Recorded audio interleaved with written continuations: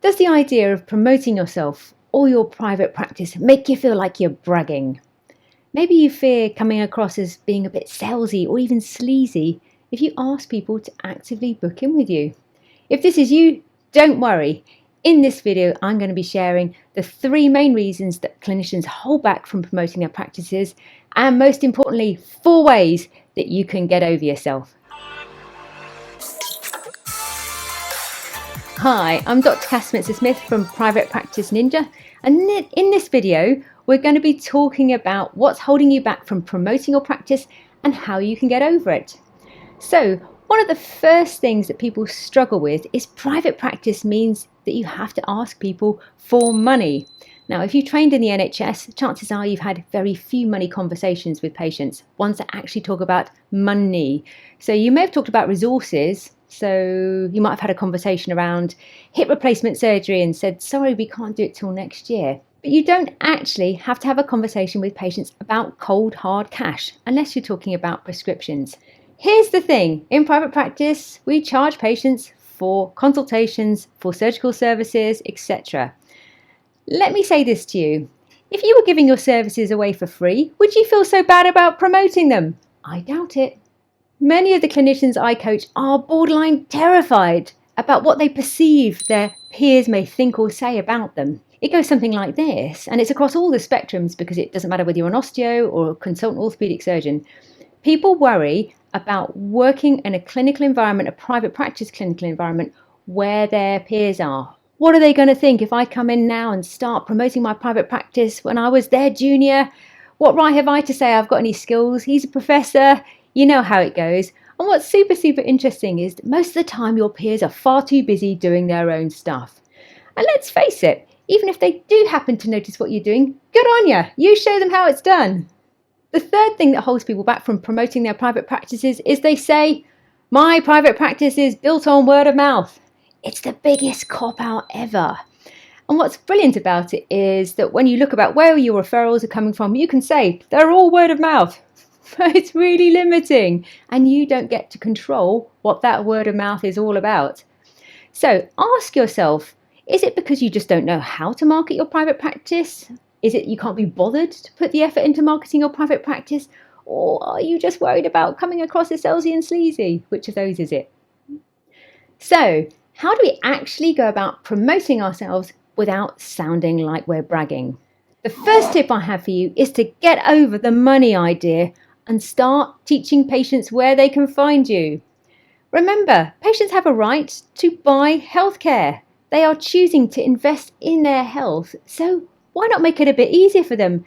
Make it easy for them to find you online by producing wonderful content that appeals to them, that is useful to them. And when you do this, set out your stall and say what it is that you're good at. So, are you somebody who's struggled with an ankle sprain that's just not getting better? Wouldn't it be great to get that sorted? I've helped hundreds of runners just like yourself to get back to running once they've got this problem sorted out. Why not book a consultation with me? Here's my secretary's details, blah, blah, blah, blah, blah, blah, blah. Try it, it's not that hard. Make sure you put a call to action on every web page, every social thing that you're tweeting out so that people know where to find you. My second tip is to make it all about your patients and not about your peers. The crazy thing is we get stuck in the mindset of producing content, vlogs, blogs, things online, that we mysteriously end up doing for our peers because that's all we've ever done. All we've ever done is maybe written papers, stood up in some ground round and spoken tediously about an MRI. You get what I'm saying. If you make your content for your patients that addresses their fears and concerns, you can't go wrong. And if you give your input, your advice, your take on how you can help patients, you can't go wrong.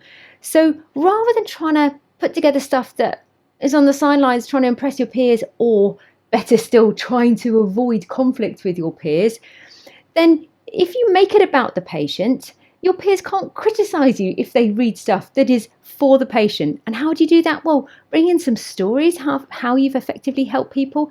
And don't forget that even if your peers are reading this stuff, chances are they'll go, that's pretty well written. I should be doing stuff like that too.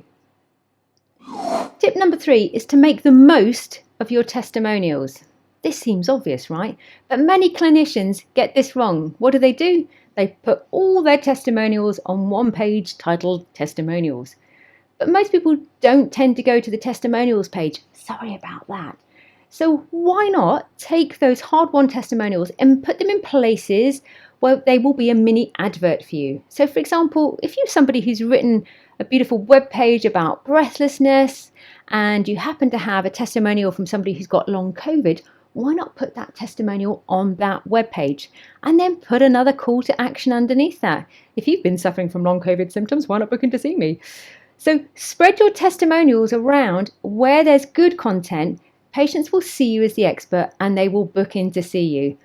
If you get a nice testimonial that's on one of those review sites or it's just sent in an email, why not, with the patient's permission, take a little snapshot on your mobile phone and you can use it on social and you can put a little bit of writing around it saying, "Thanks so much, Mary. This is really lovely to hear. I love helping runners like you. If you're a runner who's got this kind of problem, why not book in to see me?"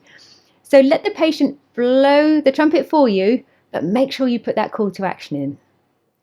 Number 4, don't assume that people know or remember what it is that you do best.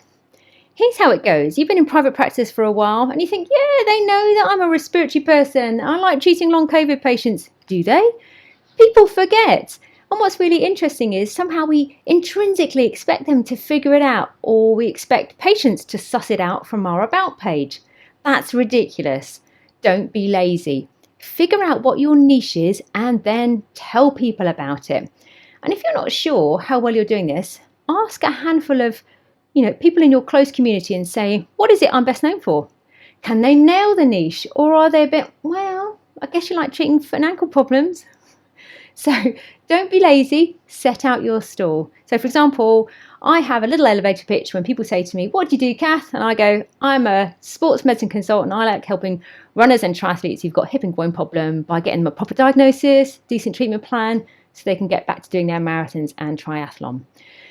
Get yourself a little elevator pitch together, practice saying it to the family pets till it sounds natural, and next time somebody asks you what it is that you do, you won't be muttering into the floor, and instead they'll probably likely say to you, "Wow, I didn't know you did that. I've got a patient just for you." If you need help figuring out your niche or want to learn new ways to promote your private practice, why not join the Private Practice Ninja Academy? I'm Dr. Kath Spencer-Smith, and I'll see you next time.